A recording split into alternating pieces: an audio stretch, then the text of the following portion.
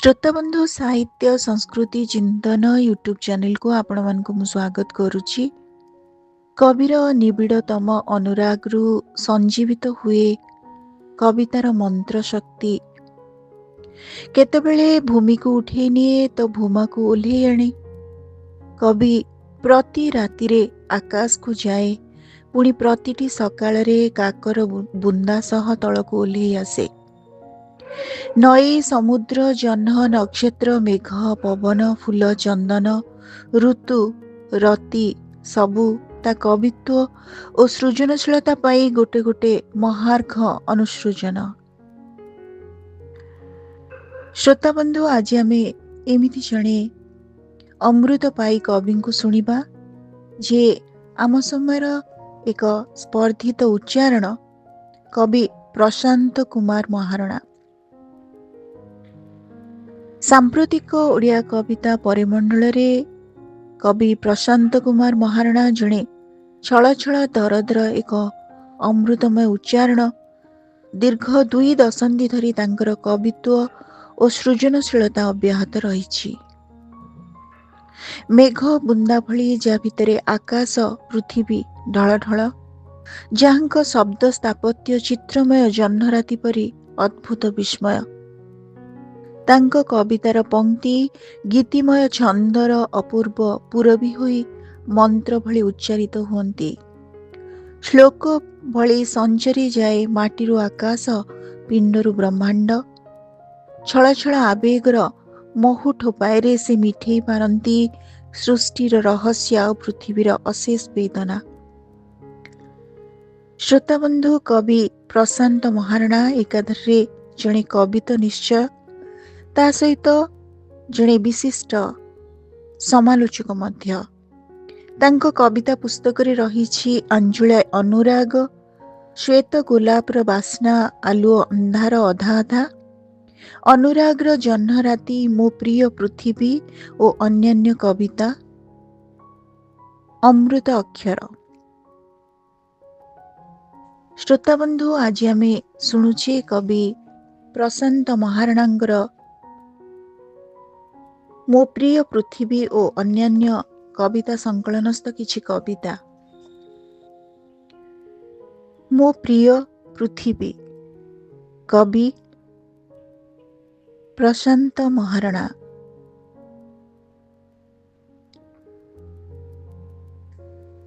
थरे पृथ्वी बोली उच्चारी देले मो भीतरटा ओंकार रे भरी जाए। थरे पृथ्वी बोली उच्चारी देले मो भीतरटा ओंकार रे भरी जाए। क्षणटी उछुली पड़े प्रेम रे प्रत्यय रे, महकी उठे मौन रे, मनर मुहाण रे, हृदयर उद्गम स्थल रे। केते कण देइछि अन्न वस्त्र बासगृह, स्नेह प्रेम ममतार मोह, ज्ञान प्रज्ञा स्वप्न स्मृति, आलुओ अंधार, जीवन को यौवन को अद्भुत श्रृंगार। जे स्वप्न को संकल्प करे कामना को नीलाभ आस्पृहा, जे स्वप्न को संकल्प करे कामना को नीलाभ आस्पृहा, स्वार्थ एठी परमार्थ हुए, अभिमान अभियोग, अहो भाव आहापण हुए, केते आसक्ति बंधन सजे हुए, मुक्ति रे बैरागरे।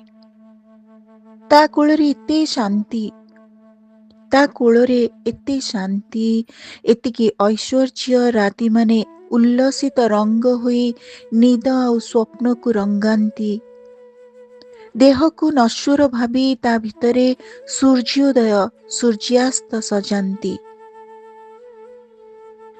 ता कोलरे एते शांति, एतिकी ऐश्वर्य राति माने उल्लसित रंग हुई निद और स्वप्न को रंगांती। देह को नश्वर भावी ता भितरे सूर्योदय सूर्यास्त सजांती।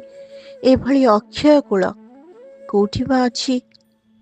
एभली अक्षय कूल कोठी बा अछि जे जीवन को थल दिए, आत्मा को विह्वल, अहंकार को अंगीकार करे, निजे निजे रंग बदलाए अन्य को बदलिबा पई।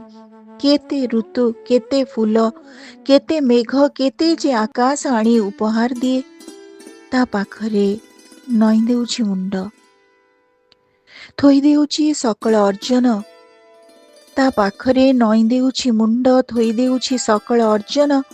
ମୋତେ ଦେଇଥିବା ଆଲୁ ଅନ୍ଧାର, ମୋହ ମାୟା ପ୍ରେମ ଆସକ୍ତି, ମୋ ଭିତରେ ଗଜେଇଥିବା ମେଘର ସକାଳ ଆଉ ଜହ୍ନର ପାନ୍ତି। ଆସନ ଉଦାସୀନ, ବୁଦ୍ଧି ବ୍ୟାଧି, ଧ୍ୟାନ ଓ ସମାଧି, ଜାଗରଣ ଆତ୍ମାର ଜାଗୃତି, ଆରୋହଣ ଉତ୍ତିଷ୍ଠତ। ମୋ ଭିତରେ ଯାହା ଯାହା ସ୍ନେହରେ ଭରିଛି, ସିଏ ତ ମନ୍ଦିରଟିଏ। ସିଏ ତ ମନ୍ଦିରଟିଏ, କାରୁକାର୍ଯ୍ୟ ଚାରୁଚିତ୍ରଶାଳା, ଫୁଲର ବିଚିତ୍ର ହସ, କୋଟି କୋଟି ଜୀବନର ମହାମୟ ତୀର୍ଥ, ପୂର୍ଣ୍ଣତାର ପୁଣ୍ୟ ଯଜ୍ଞଶାଳା, କୋଟି କୋଟି ଜୀବନର ମହାମୟ ତୀର୍ଥ, ପୂର୍ଣ୍ଣତାର ପୁଣ୍ୟ ଯଜ୍ଞଶାଳା। ଶ୍ରୋତାବନ୍ଧୁ, ଆମେ ଶୁଣୁଛେ କବି ପ୍ରଶାନ୍ତ କୁମାର ମହାରଣାଙ୍କର ମୋ ପ୍ରିୟ ପୃଥିବୀ ଓ ଅନ୍ୟାନ୍ୟ କବିତା ସଂକଳନସ୍ଥ କିଛି ସୁନ୍ଦର କବିତା, ଯାହା ପାଠକର ଶ୍ରୋତାର ହୃଦୟକୁ ଆବେଗାପ୍ଲୁତ କରିବ। କବିଙ୍କର ଅନ୍ୟ ଏକ କବିତା, ମୁଁ ଯଦି ଏ ଜନ୍ମରେ। କବି ପ୍ରଶାନ୍ତ ମହାରଣା। ମୁଁ ଯଦି ଏ ଜନ୍ମରେ ତୁମର ହୋଇପାରିବିନି ସମ୍ପୂର୍ଣ୍ଣ ଭାବରେ, ତୁମେ କ'ଣ ଆଉ ଗୋଟେ ଜନ୍ମ ପାଇଁ ଅପେକ୍ଷା ରଖିବ? ମୁଁ ଯଦି ଏ ଜନ୍ମରେ ତୁମର ହୋଇପାରିବିନି ସମ୍ପୂର୍ଣ୍ଣ ଭାବରେ, ତୁମେ କ'ଣ ଆଉ ଗୋଟେ ଜନ୍ମ ପାଇଁ ଅପେକ୍ଷା ରଖିବ? ମୁଁ ଭାବିପାରୁନି ସତରେ କ'ଣ ମୋର ହାଡ଼ ମାଂସ ତରଳିବ, ତୁମରି ହସରୁ ଧାରେ ମୋ ଆତ୍ମାରେ କୁଲୁରି ଉଠିବ। କେବେ କେବେ ମୁଁ ପାଲଟିଯାଏ ଅନ୍ଧାର, କେବେ କେବେ ମୁଁ ପାଲଟିଯାଏ ଅନ୍ଧାର, କେବେ କେବେ ସୁଖା ନଈ ଧୂସର ଠେଙ୍ଗର, ମେଘ ଖୋଜେ ଖୋଜେ ଗୋଟେ ବିଜୁଳି ଝଲକ। ଏତେ ଏତେ ଚେତନାର ପ୍ରାଚୁର୍ଯ୍ୟ ଡେଇଁ ମୋତେ କାହିଁ ଦିଶିଯାଏ ଭୋକିଲା ପୃଥିବୀ ହସ, ଯୋଉଠି ଦୁଃଖ ଓ କାମନା ମାନେ ଗୋଟିଏ ଦୋଳିରେ ଝୁଲାଝୁଲି, ଉତ୍ଫୁଲ୍ଲରେ ସଜଉଥାନ୍ତି ଅନ୍ଧାର ଦେହଳି। ଆଞ୍ଜୁଳେ ଅନ୍ଧାର ଭିତରେ ଅଣ୍ଡାଳୁଛି ମୋ ପୂର୍ବ ଦିନମାନଙ୍କର ଅନୁଭବ ଓ ଅନୁଭୂତି। ଯୋଉଦିନ ତୁମେ ଗୋଟେ ଆଲୋକର ଝର ହୋଇ ଝରିଗଲ ମୋ ମନର ଚଟାଣ ଉପରେ, ମୁଁ କେବେ ତୁମ ଭଳି ଥିଲି, ମୁଁ କେବେ ତୁମ ଭଳି ଥିଲି, ଖୁବ୍ ନିଶ୍ଚଳ ଅଥଚ ଗତିଶୀଳ ଆଲୁଅ ଦରିଆ ପରି, ଢଳ ଢଳ ମେଘର ବିକଳ।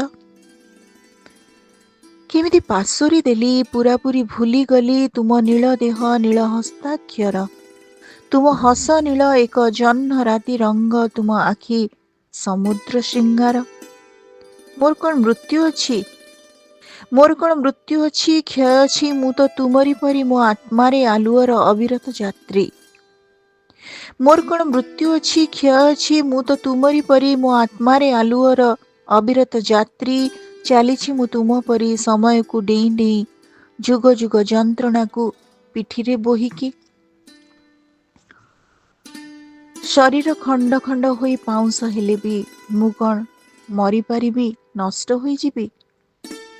ଶରୀର ଖଣ୍ଡ ଖଣ୍ଡ ହୋଇ ପାଉଁଶ ହେଲେ ବି ମୁଁ କ'ଣ ମରିପାରିବି, ନଷ୍ଟ ହୋଇଯିବି? ଜୁଇର ପାଉଁଶ ତଳୁ ମୁଠା ମୁଠା ସ୍ମୃତି ନେଇ ମୁଁ ଗୋଟେ ମେଘ ପାଲଟିବି।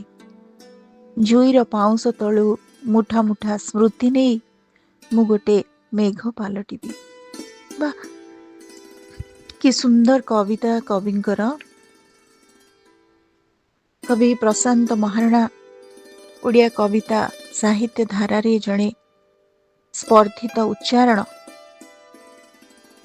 ତାଙ୍କର ଆଉ ଏକ ସୁନ୍ଦର କବିତା, ଯାହା ପ୍ରତି ମଣିଷର ହୃଦୟର କଥା, ଏକଲା ସନ୍ନ୍ୟାସୀ। କବି ପ୍ରଶାନ୍ତ ମହାରଣା। ମୁଁ ଗୋଟେ ଏକଲା ସନ୍ନ୍ୟାସୀ, ହାତରେ ନାହିଁ ମୋର ତର୍ପଣ କଳସୀ, ଜଟାଜୁଟ ଗେରୁ ବସ୍ତ୍ର ନିଘଞ୍ଚ ବନସ୍ତ, ମୁଁ ଗୋଟେ ଏକା ଏକା ଚିତ୍ରମୟ ଦୃଶ୍ୟ। ମେଘର ଅସରା ଯେମିତି ଦୀପଦଣ୍ଡିରେ ଏକଲା କଜ୍ଜଳପାତି, ଆକାଶରେ ଗୋଟିକିଆ ତାରା, ଦୂର ବିଲହିଡ଼ ଧାରେ ଏକୁଟିଆ ଗଛର ପହରା। ମୁଁ ଗୋଟେ ଏକଲା ସନ୍ନ୍ୟାସୀ, ମୁଁ ଗୋଟେ ଏକଲା ସନ୍ନ୍ୟାସୀ, ହାତରେ ନାହିଁ ମୋର ତର୍ପଣ କଳସୀ, ଏକଲା ଏକଲା ଗୀତ ଗାଏ ମୋ ବିସ୍ମୃତ ଆତ୍ମରାଇଜର ରାଗ ଛନ୍ଦ ତୋଳି ନିଏ ମାଟିର ବାସ୍ନାରୁ। ଏକଲା ଏକଲା ଗୀତ ଗାଏ ମୋ ବିସ୍ମୃତ ଆତ୍ମରାଇଜର ରାଗ ଛନ୍ଦ ତୋଳି ନିଏ ମାଟିର ବାସ୍ନାରୁ। ରାତିର ଆକାଶ ଠାରୁ ଆଞ୍ଜୁଳାଏ ନକ୍ଷତ୍ରର ରଙ୍ଗ। ମେଘ ସଙ୍ଗେ ମେଘ ଭଳି ଝରେ ଅନ୍ଧାରରେ ଅନ୍ଧକାର ଭଳି ଆଲୁଅର ପ୍ରକାଶରେ କେବେ କେବେ ଯାଇଛି ପ୍ରସରି। ଏକଲା ହୋଇ ଛିଣ୍ଡେଇଛି ମାୟାଜାଲ ସୁନାଡୋର ମୋହର ଭ୍ରାନ୍ତିର। ଧାଇଁଛି ହରିଣ ପଛେ ଭାବି ତାକୁ ଈଶ୍ୱର ମୋହର। ଯୋଉଠି ଥକିଛି ପାଦ ସେଇଠି ତିଆରି ହେଲା ମାୟାର ସହର। ଈଶ୍ୱର କଣ ସବୁବେଳେ ପାଖରେ ଥାନ୍ତି? ଈଶ୍ୱର କଣ ସବୁବେଳେ ପାଖରେ ଥାନ୍ତି? ହାତରେ ହାତ ରଖି ଚାଲିବା ଜନହୀନ ରାସ୍ତା ଅନ୍ଧାରୁଆ ଠେଙ୍ଗର ପୃଥିବୀ। ସିଏ ତ ଟିକିଏ ବାସ୍ନା, ସିଏ ତ ଟିକିଏ ବାସ୍ନା ଲକ୍ଷେ ଯୋଜନର। ସିଏ ତ ଟିକିଏ ସ୍ୱାଦ ବୁନ୍ଦେ ଅମୃତର।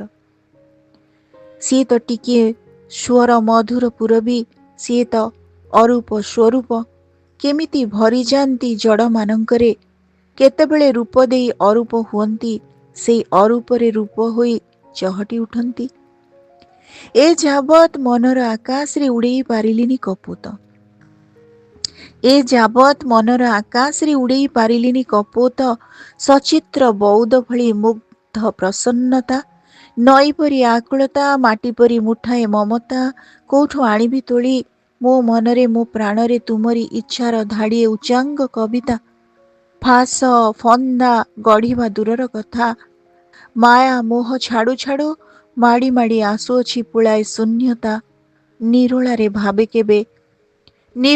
ଭାବେ କେବେ ଅନ୍ୟ ପରି ଈଶ୍ୱର ମୋ ଏକାନ୍ତ ନିଜର। କିଏ ବା ନିଜର ହେବ ତାଙ୍କ ପରି? କିଏ ବା ନିଜର ହେବ ତାଙ୍କ ପରି?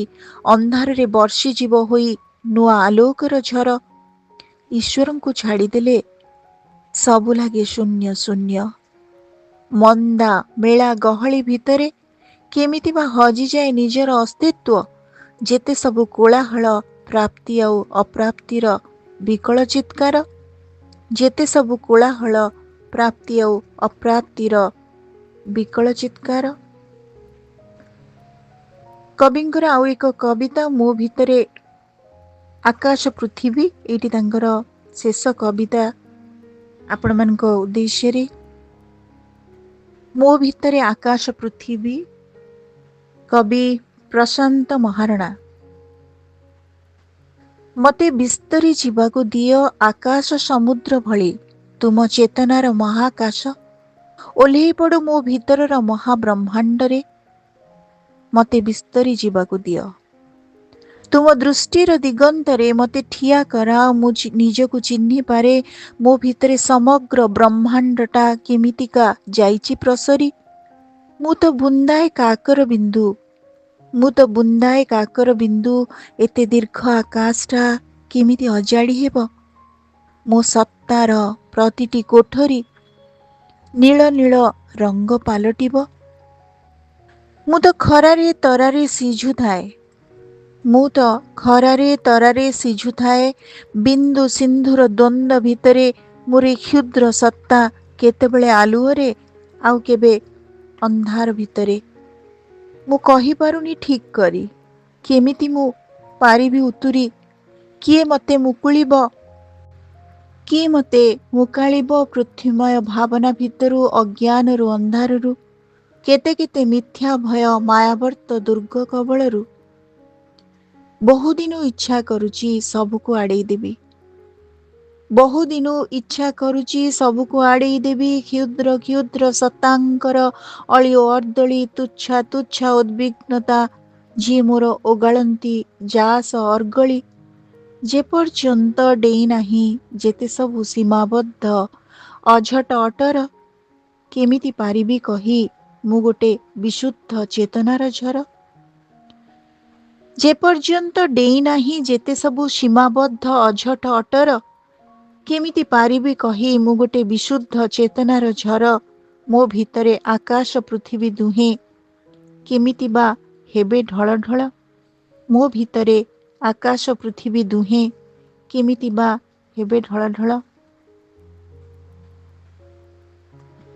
खूब सुंदर कविता कवि प्रशांत कुमार महाराणांकर, जी पृथ्वीर नाद नीरवता को शुणती, जी मेघ को हाथ बढ़ी छुई पारती, आकाशी बौद्ध सहित मिठा कथा होई पारती, कानिरे बांधी पारती नुआ सूर्योदयर उज्ज्वल प्रभा को, जी करुणार जह्नालोक को अनुभव करि पारती। तांकर आत्मा और हृदय भितरे एते संवेदी कवि कवि प्रशांत कुमार महाराणांकर मो प्रिय पृथ्वी और अन्यान्य कविता संकलनस्थ किछि कविता आपण मानक उद्देश्य रे मु सुणीली। कविंकर कविता आपण मानकु केमती लागिला, आपण मानकर मतामत अपेक्षा रे रहुछि। धन्यवाद।